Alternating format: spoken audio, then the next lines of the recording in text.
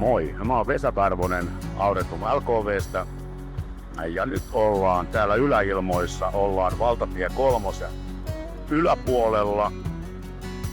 Täältä kurvataan nokka kohti Nurmijärven Rajamäkeä.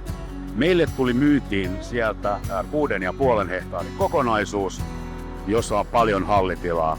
Se, miksi olemme tällä hetkellä valtatie 3, on ainoastaan sen takia, että tästä on 3 kilometriä matkaa kohteeseen.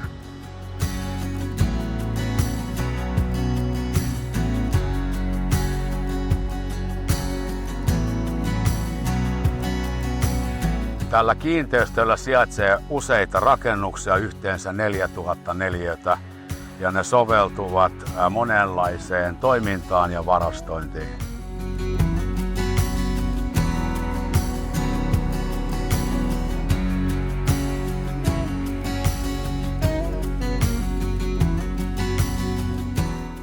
Ja kiinteistöllä sijaitsee myös omakotitalo.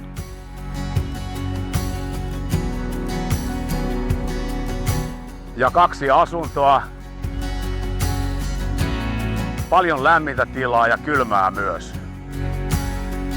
Tämä kolmiosainen halli koostuu 2 584 tilasta ja siinä välissä on 360 neliön tila. Ja kaikissa tiloissa on nosto-ovet ja ilmalämpöpumput.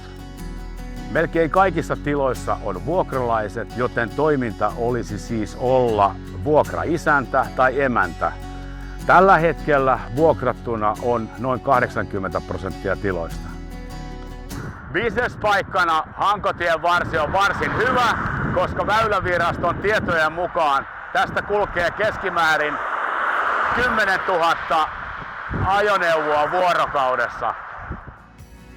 Ja sitten hieman numeroita. Vuonna 2022 sattui toisessa isossa hallissa tulipalo ja se on korjattu 1 miljoonalla eurolla kuntoon.